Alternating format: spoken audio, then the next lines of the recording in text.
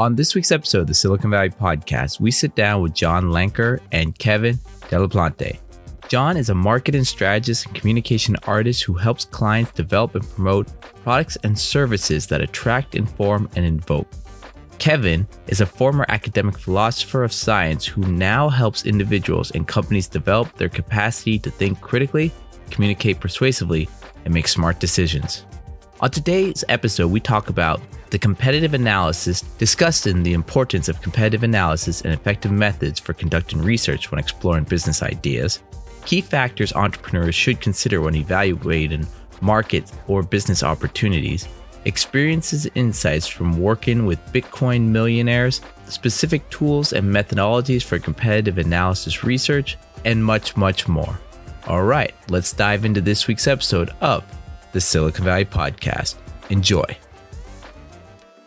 Kevin, John, I'm super excited to have you guys on this week's episode of the Silicon Valley Podcast. Now, before we go into the questions, there's a couple stories that you'd mentioned before that really got me excited. But actually, before we dive into those stories, can you give our audience a little bit of background of your careers up until this point? John, would you want to go first? I'll go. I'm the founder of Lenker. We're a company that offers growth consulting and marketing services. We tend to focus on businesses that are that have kind of a technical component to their value proposition that needs to be explained really well for different kinds of audiences. We've got a lot of communications philosophy in our background and a lot of business strategy in our background. And, I guess my story, how I got to this, I actually started out as a musician. I went to Berklee College of Music to study film music composition. And that led to a career in radio advertising, which led to a career in desktop publishing, which led to a career in technology. And then back to creative services, when the internet age kind of happened, I got involved pretty heavily in the world of e-learning, learned a heck of a lot about how adults learn and how they become interested in ideas and what hooks them in and what helps them understand and believe in ideas. And based on some of the things I got really excited about during that stage of my career, I had sort of a realization that those ideas would be really powerful in the world of marketing and advertising, and that I felt like there wasn't a whole lot of knowledge about these ideas within that realm. And I thought, these ideas of cybernetics and how computer systems can help guide relationships with audiences over time. I ended up getting a book deal to write the world's first online communications philosophy textbook about how these principles can be used for marketing. That was in 2002. And based on the strength and interest around that, I started this business. Originally, it was an interactive agency called Inviani. And eventually we started offering so many other services besides digital, mainly around branding and strategy, that I decided to change the name to Lenker, become more of a boutique management consulting firm. And about 2017, I decided I've gone about as far as I can on my own. I want to bring some other smart people in as partners to kind of round out our capabilities, people with really strong backgrounds in strategy and knowledge and, communications philosophy and business growth. And so at that time, Kevin was actually the first guy I asked to come in as a partner. And so that was a while back, and here we are today. And I'm pretty excited to be a part of a team that's helping businesses grow of all sizes. It's so interesting that your background, your foundation was in music. It reminds me of two of the people we've had on the podcast in the past, Avram Miller, co-founder of Intel Capital, and Piero Scaruffi, Stanford AI ML professor, nicknamed Godfather of Silicon Valley. If you were to go to China, that's his nickname there. They both credit kind of the evolution, the inspiration of Silicon Valley to the Berkeley music scene and the artists there and the creativity and the being allowed to make mistakes and try new things. So it's fascinating that your background is in music as the origin of the successful business and everything you've grown. That's fascinating. Kevin, could we hear a little bit about yourself? First of all, I'm going to piggyback on John's story a little bit because I'm convinced that one of the things about John's distinctive approach to branding and marketing is that he's always looking for the genius insight, the insight that's hard to arrive at through some kind of algorithmic process. You sort of see it. And as a musician who has to write songs and write lyrics, that is not an algorithmic process, right? What's the experience of writing music like? It's an internal experience, and John can testify to this. It's not like writing, engineering how to build a radio, right? Or some other technological product, right? John's always looking for the insight. I think partly because his brain is wired to grasp solutions and ideas in a way that mirrors the insight of the writer, of the poet, of the lyricist, of the musician. Is that fair, John, or am I spinning a tail around you? No, I think it's right on, and you know, sort of the yeah, I think people tease me a lot about IQ because there's things that I do where people say, "Wow, you have a pretty high IQ." But then there's other things I do. People think, "Gosh, you have a pretty low IQ." And I think we have different facets of ourselves that have different kinds of IQ. Einstein famously wasn't really great at calculating, but his kind of conceptual explorations led to the kind of genius that I think I try to tap into. I'm certainly no Einstein, but I can relate more to that kind of visualization and kind of trying to dial into sort of a metaphysical radio band that somehow starts downloading inspired stuff. And really, the word music um, incorporates the idea of the muse, right? Sort of the supernatural inspiration. And I think the ick part comes from magic. There's sort of like a spell that's cast. And, um, I don't usually talk about this, but, I have a daughter who's a pretty internationally famous singer songwriter who is, on record as stating that, I taught her how to write songs. And really the secret of it is don't try to write songs. Try to, take the radio dial of your mind and tune in to a channel where something is starting to come. And honestly, and maybe I'm giving away the secret sauce, but most of my career has been spent just taking an upload from a client and then just kind of looking into space and just seeing what pictures show up and then talking about those. And then maybe people are afraid to do that. And so people don't do it as often as they could. But I find often that lightning strike of inspiration usually happens fast and that no amount of thinking will ever bring a better idea than that original one. And I've come up with a couple taglines for clients in rebranding engagements that I floated in the discovery call before we were ever hired. That happened with a company called Ivona, which, we were in the pitch meeting and I just, they're a recruiting company in the space industry. And I just said, Ivona, never go to space alone, right? It's like you need a partner when you're going into a space enterprise. That just came from the ether. And, and I think that's maybe a little bit of what Kevin's talking about. That, the inspired jazz musician who just kind of riffs. When you've got expertise that you've worked hard to incorporate into your mind and your consciousness, a lot of times the kind of fast thinking, Daniel Kahneman, I'm sure Kevin will follow up on this in a second, that sort of experiential behavior of things just kind of flowing out of you without even any conscious awareness of it. When the jazz musician is soloing, there's no real conscious thought of decision making going to where to play the next note. It just happens. And a lot of times, my title now at Lenker is founder and chief vision officer. And really that's what I try to uphold is not getting away from that idea of finding that kind of unearthly inspiration in the middle of the storm of all the data and information and practical thinking. So I'm wondering, you'd mentioned before the best way to write music was it not to write music? How do you think people overanalyze thinking out of business instead of just doing it? Like where I guess what I'm trying to say is a business just creating in the moment versus heavily planning everything out. Where's the balance?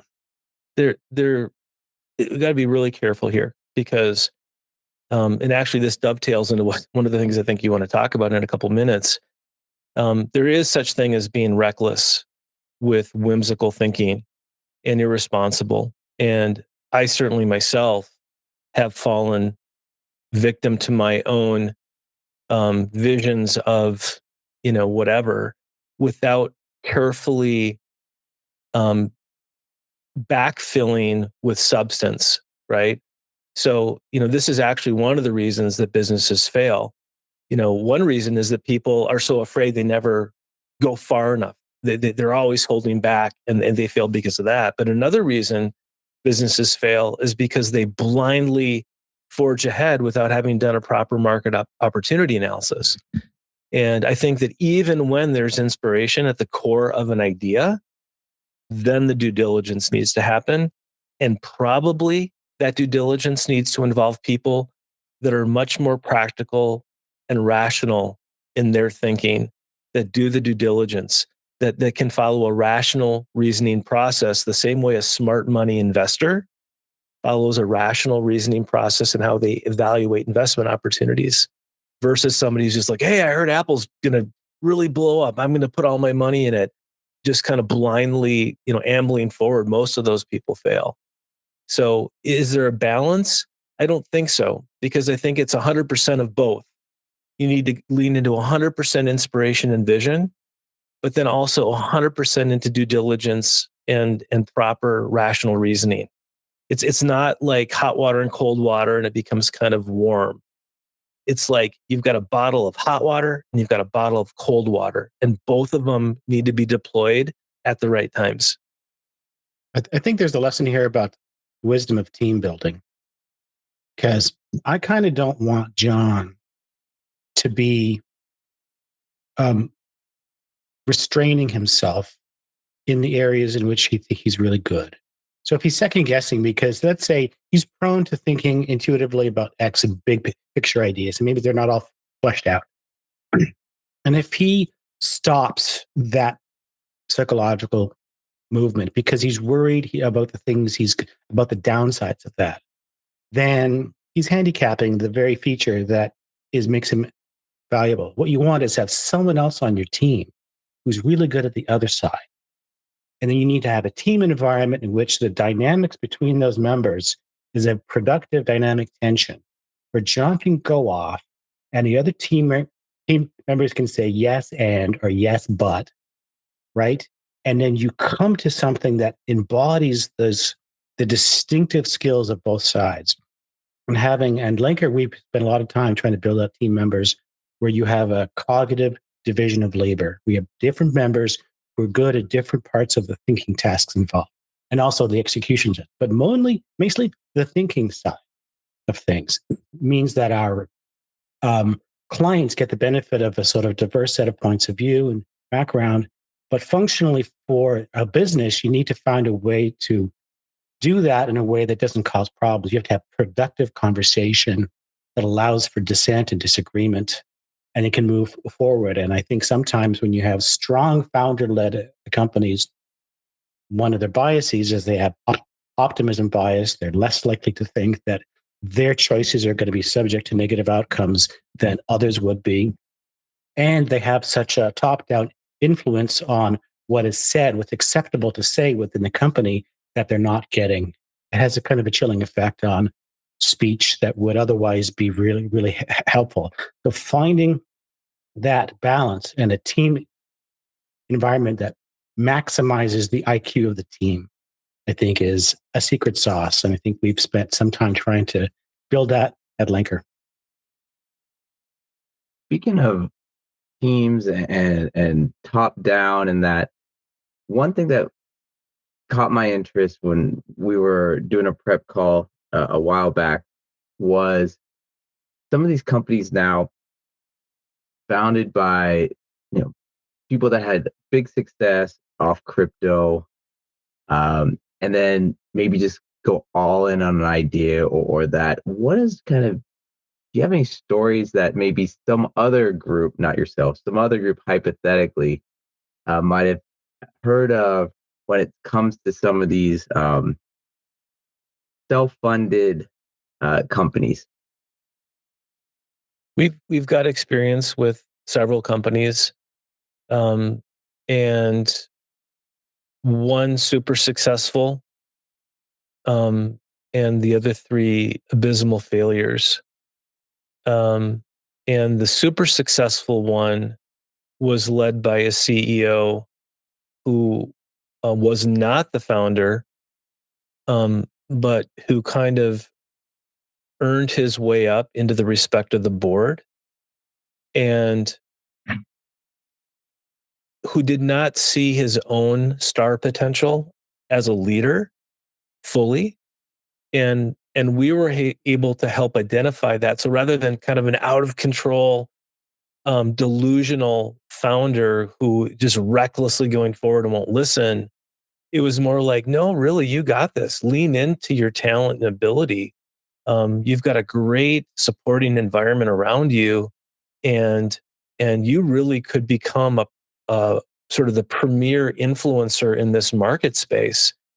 And through kind of the coaching and the help and the branding and the systems we put around that person, their company became preeminent in their particular market. And Kevin and I both worked on that.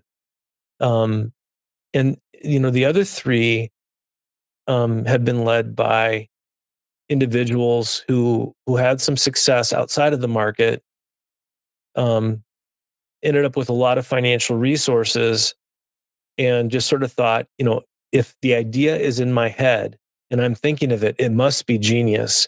And therefore, I'm going to put everything into it. Nobody can tell me not to. And I'm going to find people to help me who will basically just say yes to what I'm trying to do. And it's not always apparent at the beginning that that's their mentality.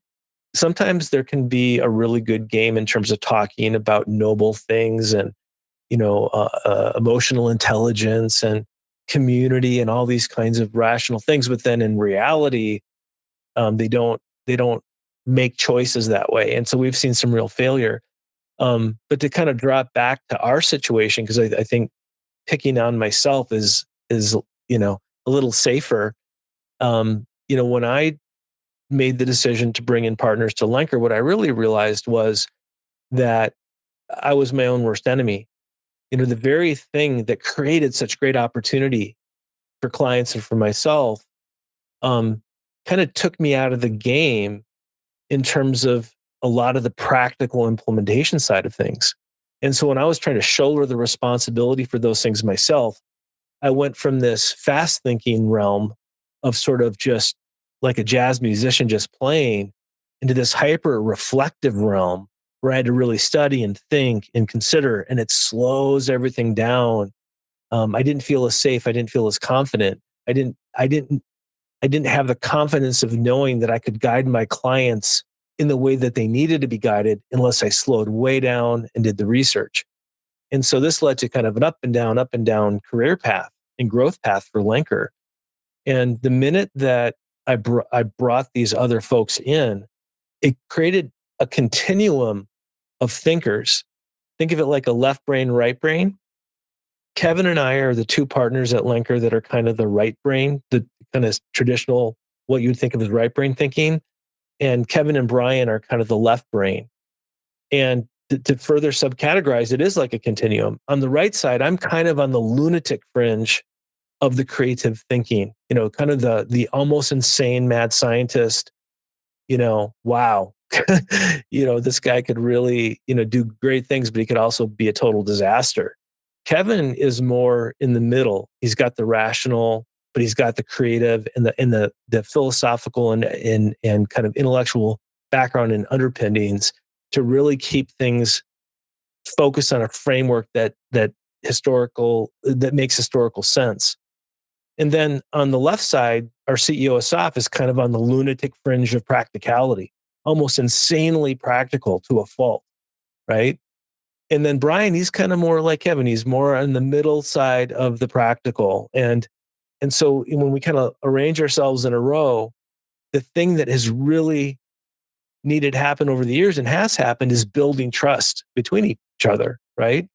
Because now I'm at a point in my relationship with my partners where I know that they respect that part of me that's got some genius in it. They'll allow me to kind of get all that out of my head onto the table and externalize it so everybody can see it. And I know and believe and trust that once I've done that, once I've externalized it, it's there in front of my partners to see, I can just take off and completely trust them to take that information and make really smart decisions with it. Does that make sense? I know that they'll sort out the genius from the crazy and that they'll come up with a game plan that makes sense. And since we have entered into this partnership, we have grown exponentially as a business, just exponentially. So the psychology around what Kevin said before, team building and partnership formation is really around building a circle of trust, to quote a famous movie, right? Robert De Niro, to create a circle of trust where you've got the right gears in the watch to have the whole thing function at a really great level, but everybody is willing to play their unique role and trust the other gears to play their role. So hopefully that has some value. I know that's a lot to say. Sure. I wanted to jump in and talk about some of the lessons learned experiences working with clients in sort of the Web3 crypto space. And one of the things I noticed is that, techno or crypto winners, right? Their winning is partly a lot of due to chance. But people have a hard time processing their own success in terms of what the balance is of chance versus intrinsic contribution of your own talents versus, say, contextual factors that are outside of you, like your partners or the luck of the environment or so on.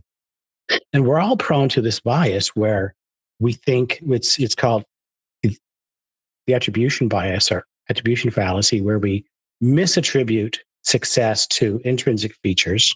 If things go well for us, it's because of my intrinsic features that are good. I'm the reason for that. But if things go bad for me, then that's caused by contextual factors that are really not part of are sort of outside of my control. And so they might come to these new ventures with a feeling of optimism bias and sort of confirmation bias. For people in the Web3 space, where I think one of the differences is that there's an ideology, there's a social movement, there's a political movement associated with Web3 decentralization. And so they come to these business opportunities partly with a feeling that they are on the vanguard of a social movement. And they may make the mistake of discounting basic questions about the functional attributes of the product they're making. Say it's a social media platform and the experience of using a platform. They may be so invested in the ideology, the revolutionary that's decentralized and there's no algorithm that's driving, the engagement. The business model is different, that they think that's enough to bring people in to use it. When the product itself, the experience itself is kind of subpar. And we've seen that happen where, in fact, the longer that their product showed signs of atrophy or misuse, the more they wanted to ignore that fact and lean into the ideology, the Web3 vision and mission of their company, as though relying on their purpose was the thing that was going to bring people to believe in them. This is one of those mistakes where purpose is great, right? But purpose is not a marketing strategy when your product still sucks. That's fascinating. The fact that they're so focused on that belief, that vision, that they're not actually listening to real time feedback. And if they're surrounded by, as mentioned before, potentially just yes people, that's just a spiral downhill. How does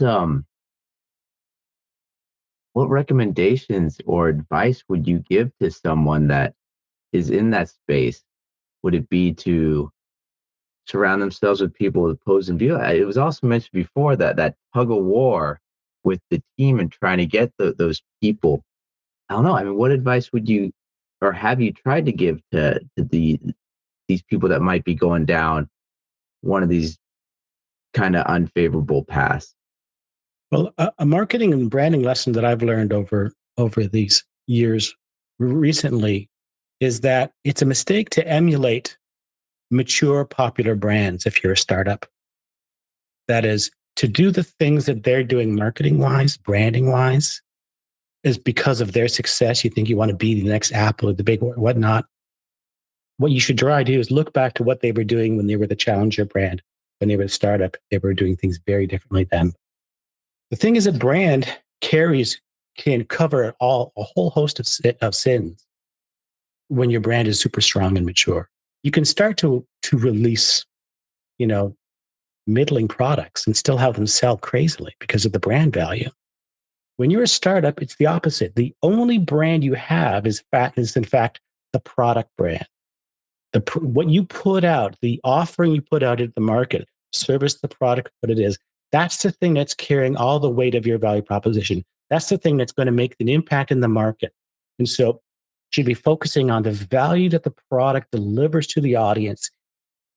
Focus on that. The brand comes out of that. The brand comes out of the really great experiences of the product or service over time.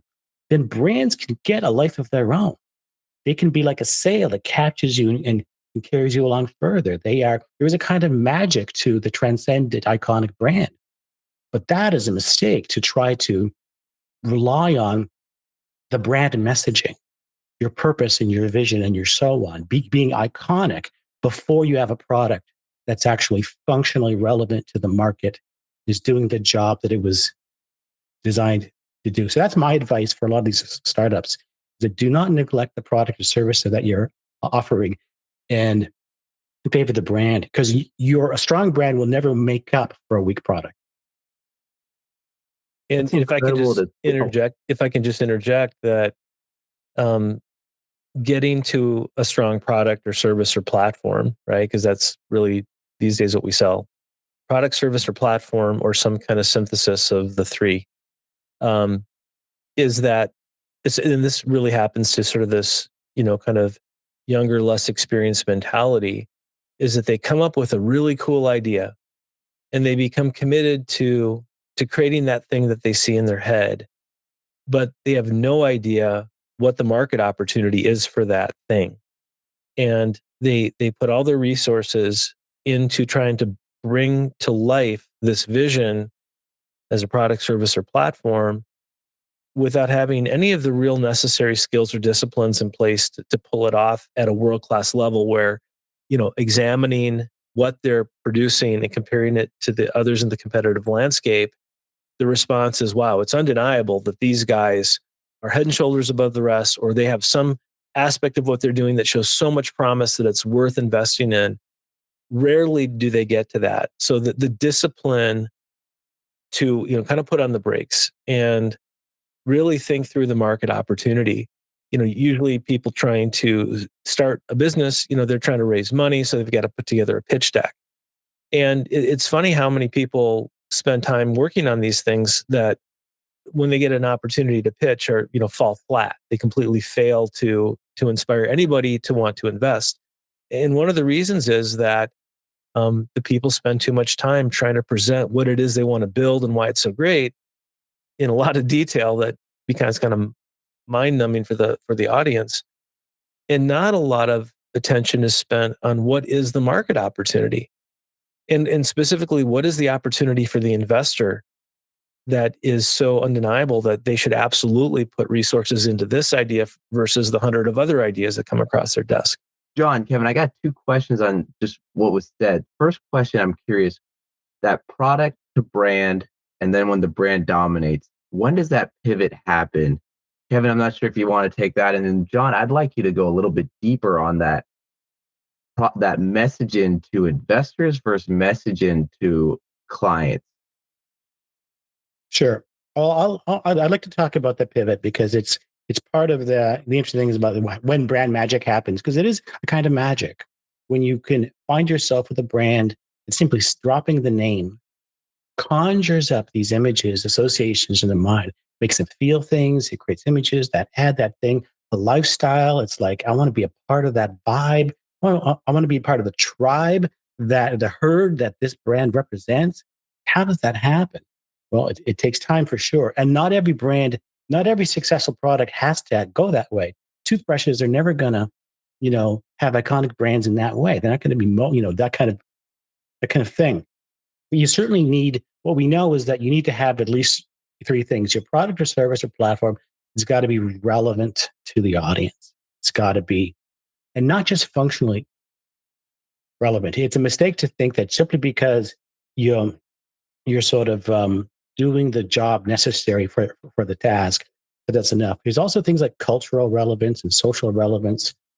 Are you, you know, the cultural part is quite important for certain kinds of brands. Like some brands carry this deeper cultural meaning. People value the brands that help give them a kind of identity, help them feel like they belong to a group that they aspire to or they think they're a part of. And that takes to you make those, any of those associations. It takes time. You've got your the symbols of your brand. It could be the logo, it could be the tagline, whatever. And you've got these associations that you have, this sort of intangible associations of values and context and feelings and beliefs. And then you've got the product or service that you're actually marketing, right? And it's a triangulation between these three areas: the symbols that you use to represent the tangible object, the service or offering that's delivering value to the market that they're purchasing, and then the set of ideologies and associations around that. That triangle of factors, when it comes together, ultimately is what's the necessary condition for the brand magic that we're talking about. But the question about how you get that, I think, is a debated question within branding and marketing circles. There are schools of thought about the tactic, the strategy to get that. What's clear is what has to happen for that place, what has to be in place for that to happen. But there are schools of thought that say this is more important than that, or this is the way to do it. And that's where different branding agencies and thought leaders can take different stances on their system or their approach for generating that kind of outcome. Right. In just like there, different economic philosophies that come from, different quote unquote schools. Um, there are different schools of thought when it comes to branding and really, and that the process of attaching other kind of commodities to that brand, like Kevin was explaining, and maybe this particular handbag is, made in a very cheap way, but because the brand that the logo on it is so well esteemed, people just, sort of assume that it's good quality, right? And so those associations are always kind of the game. But on the way up, to get to that pivot point, you have to be remarkable. You have to do something remarkable.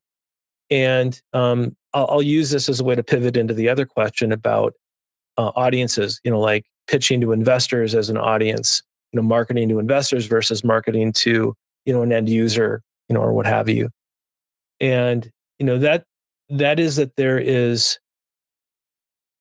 a process of distinguishing oneself from the competitive pool that you simply cannot get away from. There, and I'm thinking about a brand that's being built before our very eyes over the last couple months, and that is the brand of Anthony Edwards, the star player of the Minnesota Timberwolves, which is my team.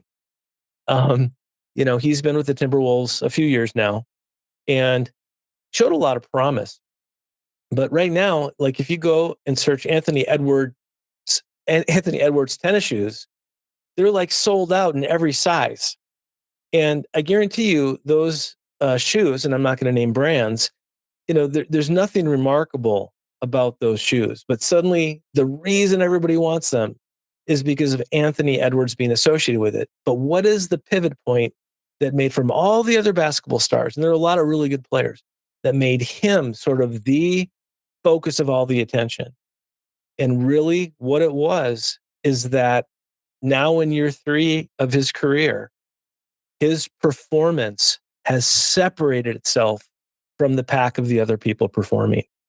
And that the remarkable nature of his skill on display in key moments and key games that have led to wins is what made him pivot into this place to where now just associating with that name becomes very, very profitable.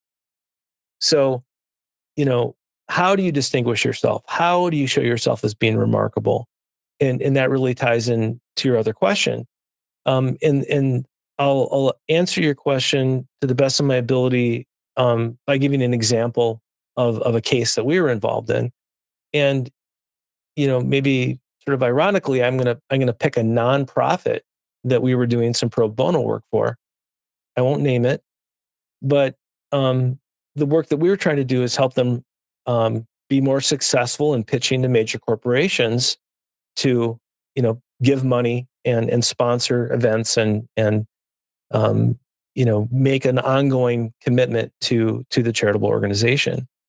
And you can imagine going in, you get a meeting with a major corporation and you're asking them to put money into your charity or your foundation. And really, what do you think you're going to talk about when you get that meeting? You're going to talk about the mission, like Kevin said. You're going to talk about, the good that you're doing and the ideals and the morality of it. And the problem is that they had sort of a good story and there were a lot of really noble things that they were involved with, but they were not having a lot of success in closing these major corporations on putting money in. And the thing that we helped explain is that when you go into those meetings, you have to understand what it is you're selling and what it is the corporation is buying. You're not selling a mission, a pulling on the heartstrings to make people feel something emotionally about why what you're doing is worthwhile and why they should give you money. That's not what you're selling. When you're talking to that corporate representative who has the power to grant you money, what they are buying is the ability to attach their brand to something that you are doing that is so successful that it brings a claim to them by virtue of them being associated with it. For example, if you can say that through our work, we have taken the at-risk youth that our foundation is helping to nurture, and we have on average raised their grades, one full letter grade, as a result of the things we're doing. Now, what that corporation is buying is being associated with an initiative that is elevating kids one full letter grade. I can have my logo on your success. That is going to build the goodwill of my brand and therefore the brand equity of our XYZ corporation. When they're looking at the hundreds of options they have of where they can put money, and all of them are pitching the touchy feel good mission, which again, it's important to have that, but where they're really going to put their money is on something that they view as going to be successful, so they can be associated with the success. So the things that you're pitching in that moment are the things that are going to make them believe that when they invest their money in your foundation or charity, the return on investment that they're going to get is an increase in their brand equity and the goodwill associated with their brand. That is what you're selling. That is what they're buying. I know that sounds cynical, but that's just the truth. And the minute that they started pitching that way, they saw the corporate donations exponentially increase. And especially when you put a solid follow-up strategy and organizing your funnel in such a way that nurtures that relationship to maximize the value. So the same thing holds true when pitching to investors. You're not pitching your mission and your vision and all the cool bells and whistles that your technology can bring. You're pitching why this is a great investment opportunity for you among all your other options of investment opportunities. That is the difference. That needs to be the focus of the message. It should be 80% about that in your initial pitch and 20% the content and substance of what it is you're actually doing. Because if they become interested enough in the value proposition that you're offering them as investors, they will be self-motivated to want to dig in and do the due diligence to really get into the nuts and bolts of what it is you're building. But if you focus on all the details in the upfront meeting, their eyes are going to glaze over. You haven't made them care enough about what you're doing to tell them all these stupid details, which is probably what most people who pitch their idea do. They spend all the time going into the details. So I know that's a mouthful. You'll probably have to edit a lot of this out. But, No, I thought that was gold, to be honest. There's so many good takeaways there. One thing, though, I am curious. You'd mentioned the basketball star. You'd mentioned separating from the pack. One thing that I've been hearing more and more lately is founders saying we need a brand ambassador. We need some social influencer to push our product. That's what we need. What is your thoughts when you hear an early stage company say that we just need someone with a huge following on Instagram, and then we're going to have all these sales and we'll be successful? I'll just say the first thing I hear about that is, yeah, I mean, there is you've recognized there's a way to establish your cultural relevance and your social relevance through that mechanism. If you can get people with large audiences that are part of a social group, like a tribe, talking about your product, yes, that's going to help you. But if you don't have the goods to back it up, right, that audience then comes to your website, or you take the product, and what do they see? What's their experience? If they're not rewarded, if there isn't a match between the expectations you've set, and they could be quite high, if you're getting a high status person speaking on your behalf, say, this is a great product. Expectations, the higher status they are, the higher the expectation is. There's more at stake for them, right? And then they come. And if that experience is not aligned, is not somehow comparable, is not whatever to expectation, it's going to go poorly for you. Maybe worse for you than if you hadn't had that outreach before. So you need all the parts of your system in place. You need to make sure the service you're offering, again, the product you're offering, is your primary brand ambassador. Your product can't play that function strongly, then all the other brand people, the people you're hiring to be ambassadors for you, are not going to be able to make up for that bad outcome. So work on the product first, make sure it's great, and then it's the next step is to get people with large audiences to help boost your message. Let me piggyback on that a little bit. So if the basic question is, can it be an effective strategy just get an army of influencers who've got big followings to go out there and just say, hey, this is what you should buy, this is what you should subscribe to, this is what you should get involved with. Even in politics, people out there saying, believe in these ideals, join yourself to this ideology, right? The problem is that if there's nothing at the core of the message that's substantive, you're basically asking a bunch of drones to go out there and represent something that they haven't internalized, that they don't believe in or understand. And it kind of reminds me of a story from when I was in college. One of my big fails in school was I signed up for a video kind of a analysis and production, class at the University of Minnesota when I had transferred there. And the assignment, we all knew that we had to produce this short video by the end of the semester. And of course, the team that I was on, the three of us procrastinated. But towards the end, we thought, you know what? We've got friends who've got really great equipment, great lighting, and there's this really cool location. We'll just go there. We'll bring all this great cameras and these microphones and the lighting, and we'll just do this great stuff.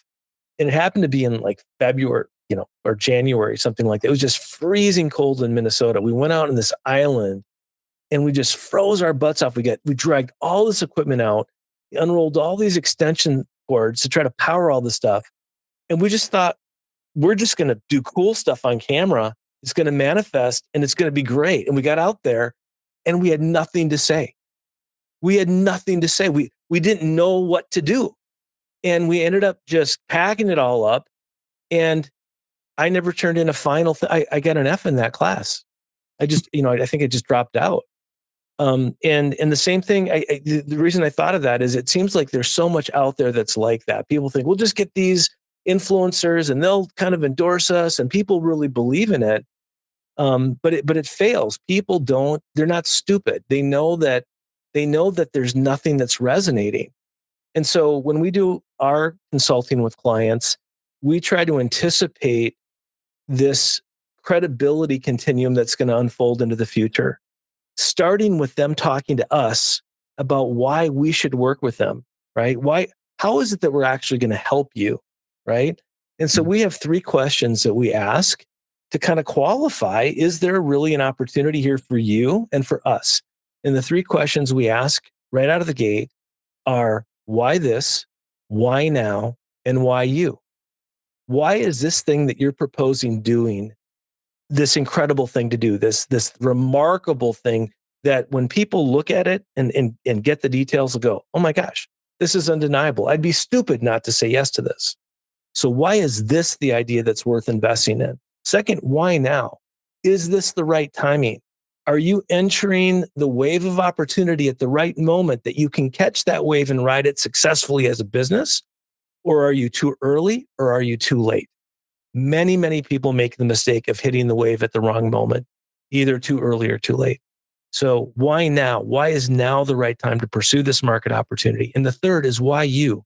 Why are you the person that has the credibility, the skill, the talent, the innovation, the background, the support, the ability to run a business such that you are the logical leadership team to advance this great idea at this right moment in time?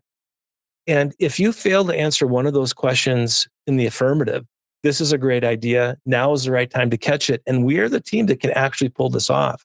If you can't answer yes to all 3 of those things, then the entire enterprise is really suspect.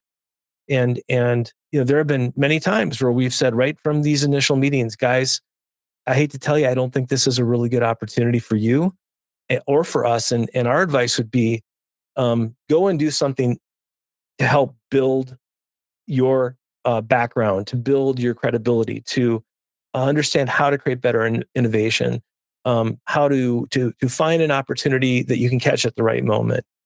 We're willing to do that. So,